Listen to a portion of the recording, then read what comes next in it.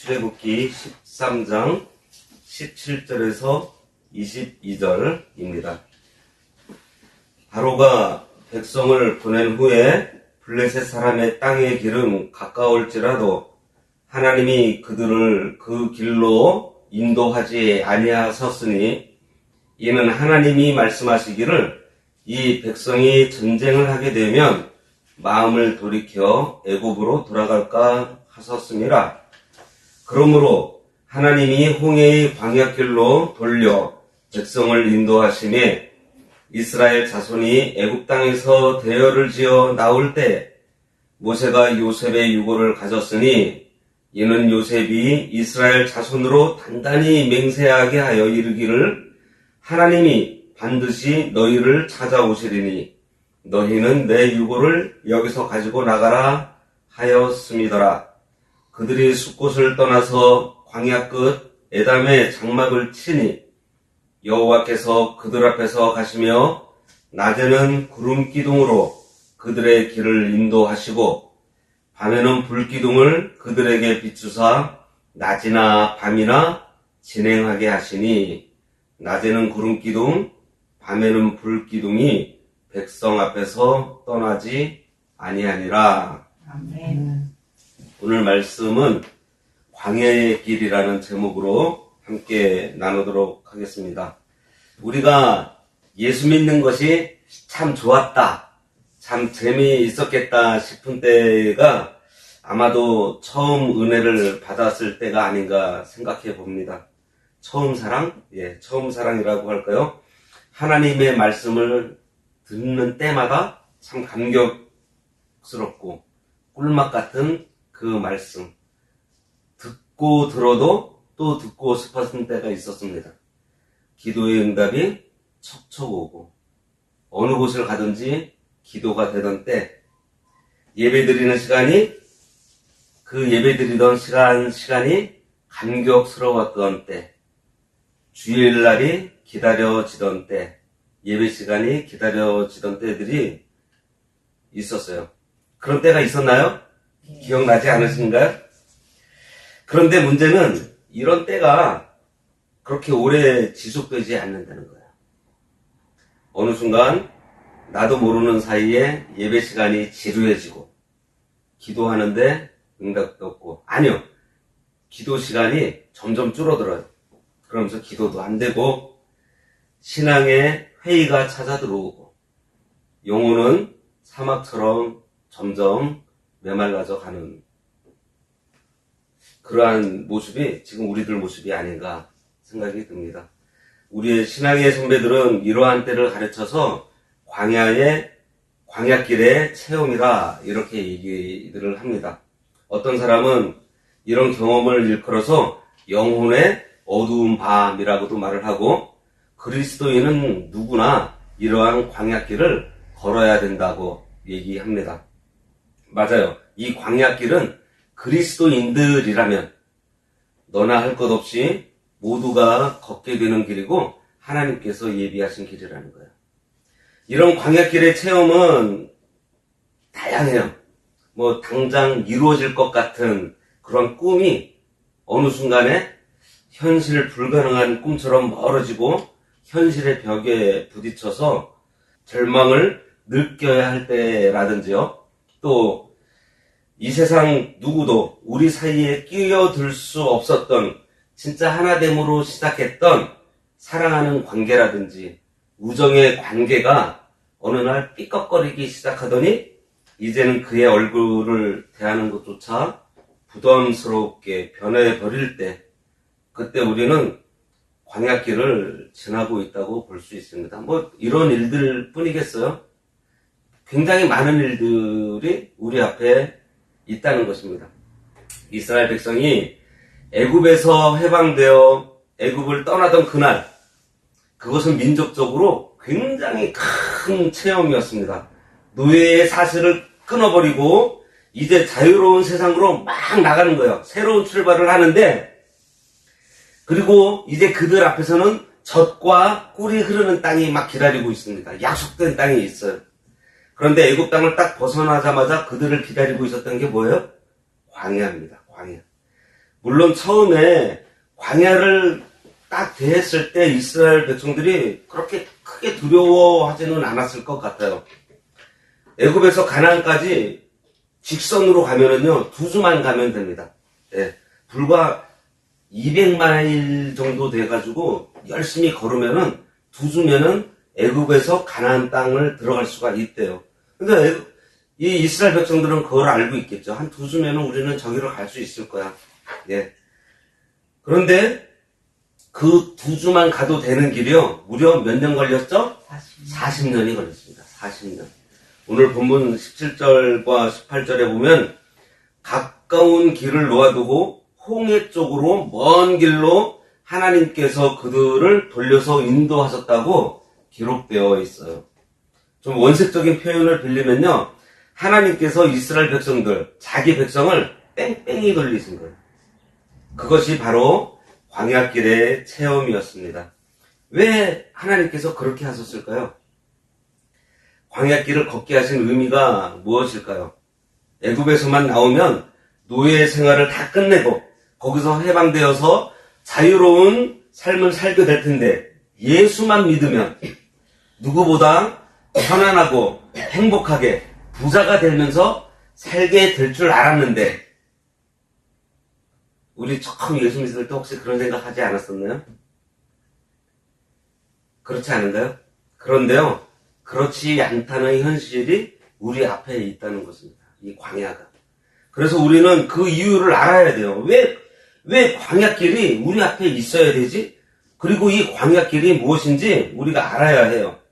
먼저 광야길은요, 사랑으로 예비된 길이라는 거예요.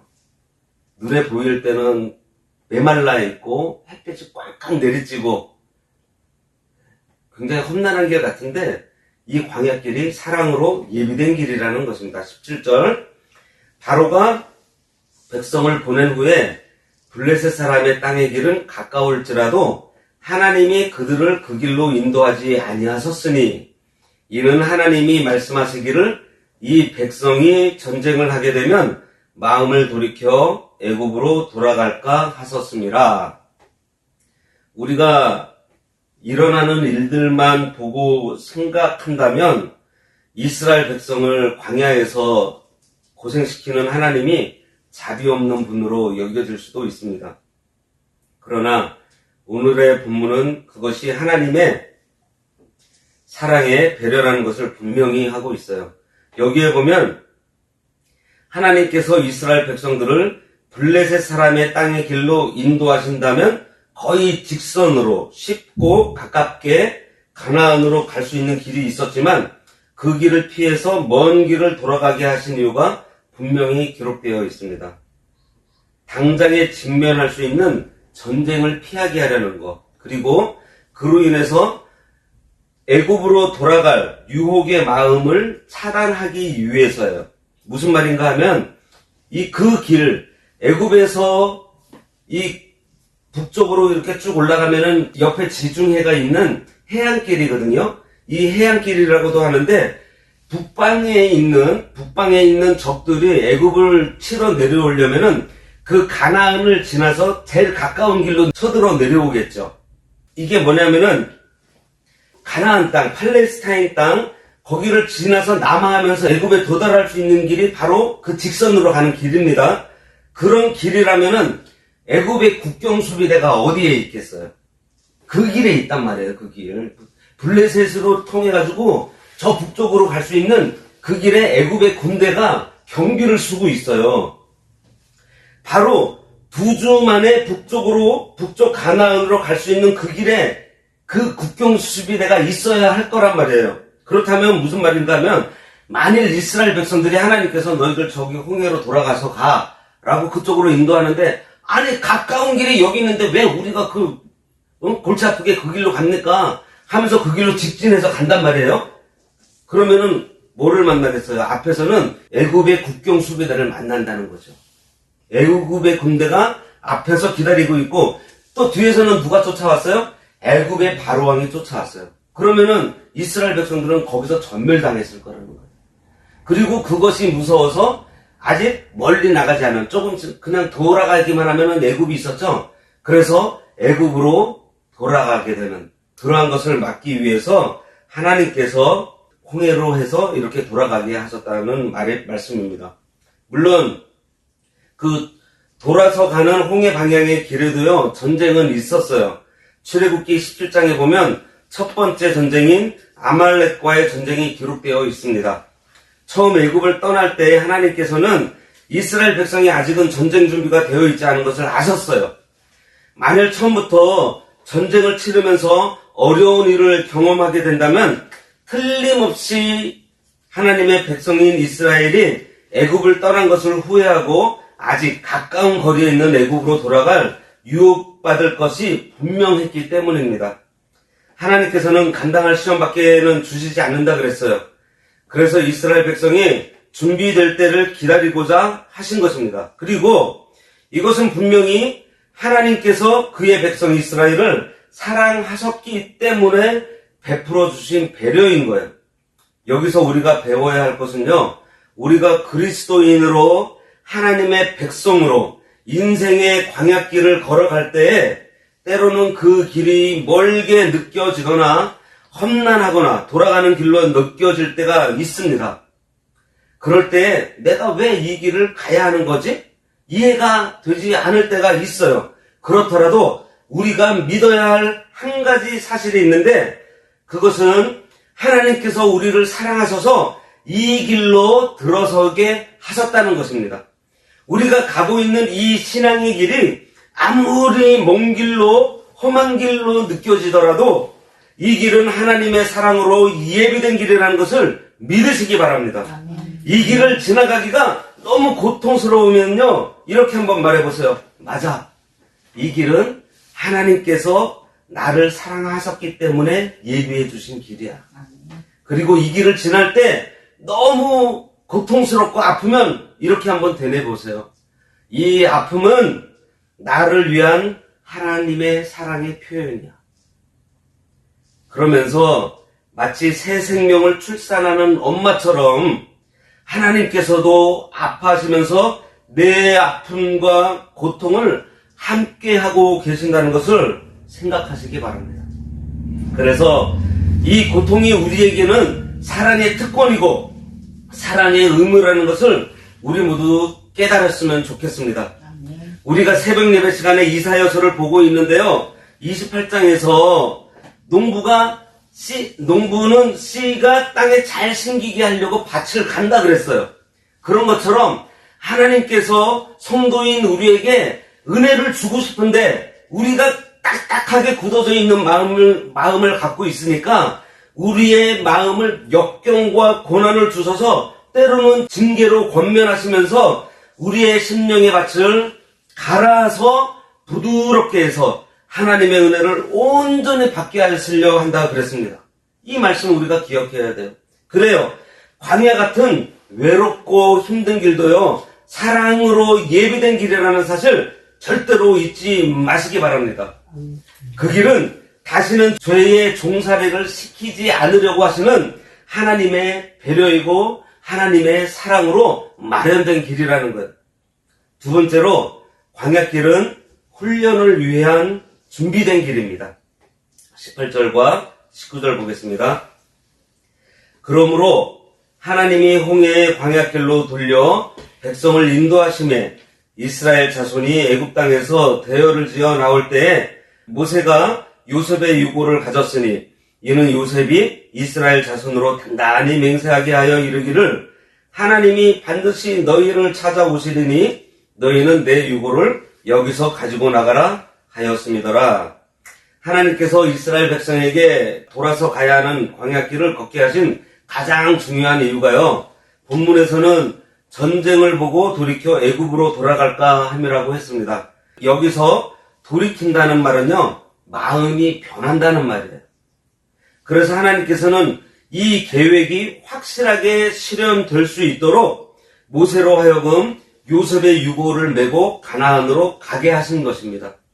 그렇게 함으로 해서 백성들이 요셉의 유고를 볼 때마다 자신을 가나안 땅에 묻어달라는 마지막 요셉의 유언을 기억하게 하신 거예요.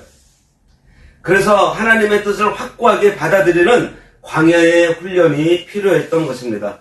그리스도인의 모든 삶의 경험은요, 직접 간접적으로 하나님의 뜻과 연관되어 있어요. 결국 우리에게 필요한 것은요, 하나님의 뜻을 잘 받아들이고 순종하게 하는 훈련인 거예요. 이 훈련을 위해서 몇 년이 필요해요? 40년이 필요했던 것입니다. 어떤 성경학자는요, 이스라엘 백성이 애굽을 빠져나오는 데는 하루밖에 안 됐지만 이스라엘 백성 안에 있는 애굽을 빼내는 데 40년이 걸렸다, 이렇게 얘기를 합니다. 여기서 흥미로운 것은 성경에서 40이라는 숫자가 주로 훈련과 관련되어 있다는 거예요. 노아의 홍수 40일간 집중적으로 내렸습니다. 모세가 애굽에서 살인하고 미디안 광야 몇 년 있었어요? 40년 있었어요. 시내산에서 며칠 있었어요? 40일 있었어요. 엘리야가 아합왕과 이세벨을 피해서 호렙산으로 가는데 며칠 걸렸어요? 40일 걸렸어요. 예수님께서 광야에서 시험 받으실 때 며칠 걸렸어요? 40일 걸렸어요. 부활 이후에 승천하시고 의심으로 연약해진 제자들과 함께 하나님 나라의 비전을 심어주시기 위한 시간이 며칠이었어요? 40일이었어요. 우리는 인생을 살면서 누구나 광야를 지나가요. 어떤 사람은 40일의 짧은 광야 체험을, 어떤 사람은 40년보다 긴 광야 체험을 통과하기도 하지만 광야를 지나가야 한다는 것은 사실이라는 거예요. 예? 그 광야를 지나지 않은 사람은 아무도 없다는 것입니다. 중요한 것은 이 광야를 지내는 동안 우리에게 구체적으로 어떠한 훈련이 필요한가예요. 광야를 지날 때 우리는 무엇보다 예배의 훈련을 받고요, 예배하는 사람이 되어야 합니다. 출애굽기 3장에 보면 모세가 바로왕에게 나아가 애굽 땅으로 떠날 허락을 구할 때 뭐라고 하냐면 사흘길을 지나 광야에 나가서 희생의 제사를 드려야 한다고 말을 합니다. 하나님께서 모세에게 바로에게 그 얘기를 하라고 지시를 하세요. 이 희생의 제사를 오늘날의 개념으로 바꾸면 바로 예배입니다. 우리는 언제 어디서나 예배할 수 있지만 당시 광야에서는 예배하기 가장 적합한 곳이 어디예요? 광야예요. 고독한 광야를 지날 때 주변에 어떠한 방해도 받지 않고 다만 하나님의 임재 속에서 사랑을 내려주시는 하나님을 만나는 그 예배를 배워야 돼요. 예배는요, 내가 이 자리에 나와서 하나님의 말씀으로 위로도 받고 거기서 권면도 받고 우리가 교훈도 받고 아주 맞는 말씀입니다. 그런데요, 그 중심에는 누가 주인이 되어 있어요? 내가 주인이 되어 있잖아요. 예배의 주인은 누구예요? 하나님이에요. 그래서 우리는 이 예배는요, 하나님을 만나는 시간입니다. 하나님께서 이스라엘 백성한테 성막을 지어주시면서 뭐라고 하셨어요? 내가 거기서 너희를 만나리라 그랬잖아요. 바로 예배하는 그 시간은요, 우리가 하나님을 만나는 시간입니다. 이 오해라는 광야를 지날 때 완벽하게 우리를 이해하시는 하나님 앞에 홀로 나와 기도하며 예배하는 거 우리가 배워야 합니다. 고통스러운 광야를 지날 때는 저녁의 싸늘함 속에 내 모든 피곤함을 씻겨주시는 산들바람의 치유를 맛보듯이 치유해 주시는 우리 주님께 예배하는 것을 배워야 합니다. 광야길은 예배의 훈련을 위해서 예비된 길이에요. 예배하면서 하나님의 뜻을 헤아리고 마침내 하나님의 뜻을 위해 살아가는 하나님의 사람이 되는 훈련을 하는 것이 이 광야의 길입니다. 광야길은요, 바로 성도의 훈련장이에요. 군대로 치면 훈련소인 거예요, 훈련소. 세 번째로 광야길은 성령께서 인도하시는 길입니다. 20절과 22절. 그들이 숫곳을 떠나서 광야 끝 에담에 장막을 치니 여호와께서 그들 앞에서 가시며 낮에는 구름 기둥으로 그들의 길을 인도하시고 밤에는 불기둥을 그들에게 비추사 낮이나 밤이나 진행하게 하시니 낮에는 구름 기둥 밤에는 불기둥이 백성 앞에서 떠나지 아니하니라. 우리는 인생을 살면서 어떤 고난을 경험할 때 내가 왜 이런 고난을 겪어야 하지? 이해하지 못할 때가 많습니다. 그러나 그럴 때 우리가 그리스도인이라면 확신할 수 있는 한 가지 사실이 있어요. 이 고난의 이유를 우리가 이해할 수는 없지만 이 고난 속에 하나님께서 결코 우리를 홀로 내버려 두지 않으신다는 거예요. 그러면서 하나님께서 함께 하시면서 인도하신다는 그 약속만은 분명하게 순례해도 좋다는 것입니다. 애굽 땅을 떠나 가나안으로 가는 이스라엘 백성들이 쉽고 빠른 지름길을 놔두고 홍해로 향하는 먼 길을 가야 하는지를 어떻게 이해할 수 있었겠어요? 아마 그 당시에 하나님께서 직접 나타나서 설명해 주셨다고 하더라도 이스라엘 백성들은 그걸 납득하기 어려웠을 것입니다. 그러나 하나님께서는 그 백성을 친히 광야길로 인도하시면서 함께 하신다는 것을 분명하게 보여주셨어요. 그것이 바로 구름기둥과 불기둥입니다. 21절에 보면요, 인도하시고 라고 했고 22절 마지막 부분에 보면 이 구름기둥, 불기둥은 백성 앞에서 떠나지 아니했다 그랬습니다. 참 하나님도 참 대단하신 게 뭐냐면 이스라엘 백성들이 그 40년 광야길에서 얼마나 원망하고 그 패역을 저질렀어요. 그런데도요, 하나님께서는요, 그들이 아무리 못되게 굴어도 만나를 끊긴 적이 없고요, 구름기둥하고 불기둥을 없앤 적이 없어요. 항상 있었어요. 죄를 짓고 있는데도 불구하고 하나님의 은혜만큼은 그대로 유지하면서 인도를 하셨다는 거예요. 근데 물론 이 구름기둥하고 불기둥이 백성들이 원하는 방향으로 가지는 않았어요. 하나님의 뜻대로 하나님께서 정하신 때에 움직였습니다. 이스라엘 백성 중에 지리에 밝은 사람들이 아마 있었겠죠. 네? 한 200만 명 정도 되는 사람들인데, 근데 이 기둥이 이 사람들이 생각할 때, 가나안 땅으로 가려면은 이 구름 기둥하고 불 기둥이 북동쪽으로 이렇게 움직여야 되는데, 그쪽으로 안 가고, 갑자기 막 그쪽 남쪽으로 가요. 광야로 가요. 하지만 그들은 어땠어요? 하나님의 인도가 분명했기 때문에 그들은 싫어도 그 길을 따라간 것입니다. 분명한 것은 이거예요. 하나님께서는 하나님의 모든 자녀들의 길을 반드시 인도하고 계신다는 사실입니다. 로마서 8장 14절에요. 무릇 하나님의 영으로 인도함을 받는 사람은 곧 하나님의 아들이라 그랬습니다. 중요한 것은 하루하루 날마다 걸음마다 성령의 인도를 순종하며 끝까지 걸어갈 것인가? 이 질문에 대한 우리들의 반응이에요. 그리고 구름기둥과 불기둥의 인도를 받으면서 이스라엘 백성들은 먼 앞에 여정들은 볼 수 없었습니다. 그냥 조금 앞쪽만 볼 수 있었어요. 하지만 한 걸음 한 걸음 순종의 걸음을 걸었을 때 어느 날 그들은 약속의 땅 앞에 설 수 있었던 것입니다. 사실 하나님께서는 우리의 여정이 어떤 길을 통과할지, 빨리 목적지에 도달하게 될지, 이러한 것보다도요, 어떠한 모습으로 만들어져서 마지막에 주님 앞에 설 것인지에 더 관심이 있다는 것입니다. 이스라엘 백성들이 생각했던 것보다 훨씬 더 길었던 광야길 40년은 실상 이스라엘 백성 모두가 하나님의 백성다운 백성으로 갖춰지기 위한 충분한 시간이었던 것입니다. 광야길이 아직 끝나지 않은 이유는요, 아직 그들이 성숙해지는 그 숙제가 끝나지 않았기 때문이에요.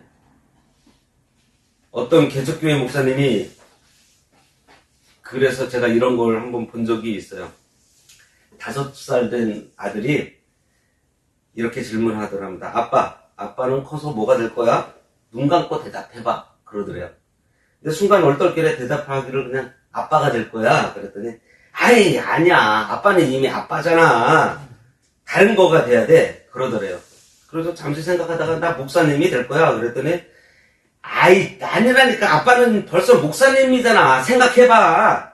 아빠는 뭐든지 될 수 있어. 그러니까 아빠가 뭐든지 될 수 있으니까 뭐가 되고 싶은지 얘기를 하라는 거예요.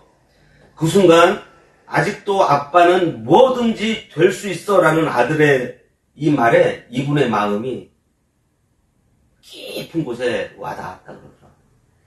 개척교회를 시작을 했는데 이렇게 돌아보면은 상황을 보면은 막 실패하고 있고 식구들한테는 미안하기만 하고 그 막 절망감에 좌절감에 막 빠져들고 있던 이 목사님은 그때 비로소 자신의 사역과 인생이 아직 끝나지 않았구나.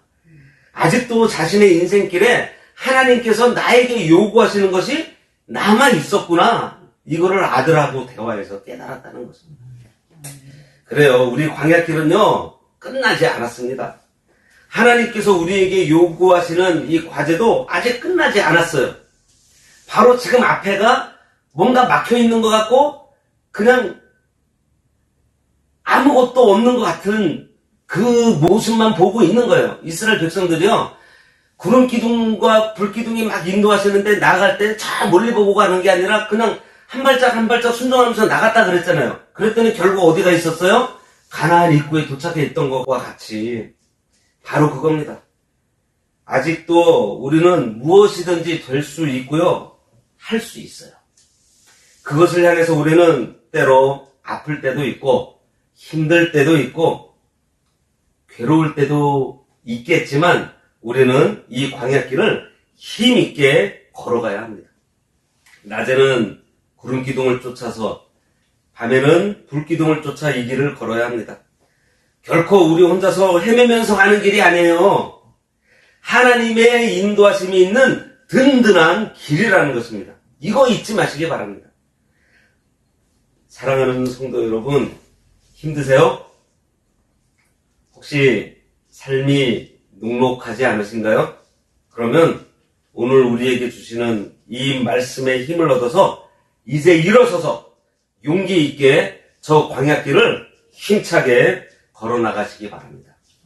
그 길은 하나님께서 사랑으로 예배해 주신 길이고요, 하나님께서 우리를 훈련시키기 위해서 준비된 길이고요, 성령님께서 한시도 떨어지지 않고 함께 하시면서 직접 인도해 주시는 길입니다.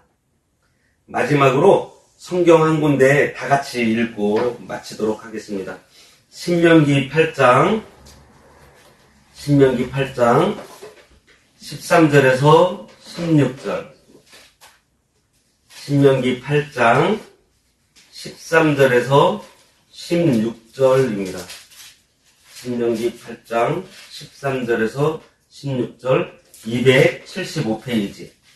275페이지. 다 같이 읽겠습니다. 시작. 또 내 소와 양이 번성하며 내 은금이 증식되며 내 소유가 다 풍부하게 될 때에 내 마음이 교만하여 내 하나님 여호와를 잊어버릴까 염려하노라. 여호와는 너를 애굽 땅 종 되었던 집에서 이끌어내시고 너를 인도하여 그 광대하고 위험한 광야 곧 불뱀과 정갈이 있고 물이 없는 간조한 땅을 지나게 하셨으며 또 너를 위하여 단단한 반석에서 물을 내셨으며 내 조상들도 알지 못하던 만나를 광야에서 내게 먹이셨나니 이는 다 너를 낮추시며 너를 시험하사 마침내 내게 복을 주려 하시면느니라. 예, 기도하겠습니다. 하나님 아버지, 감사합니다. 이렇게 연약하고 부족한 저희들의 완전함을 이루시기 위해서 훈련하시려는 우리 아버지 하나님의 사랑으로 가득한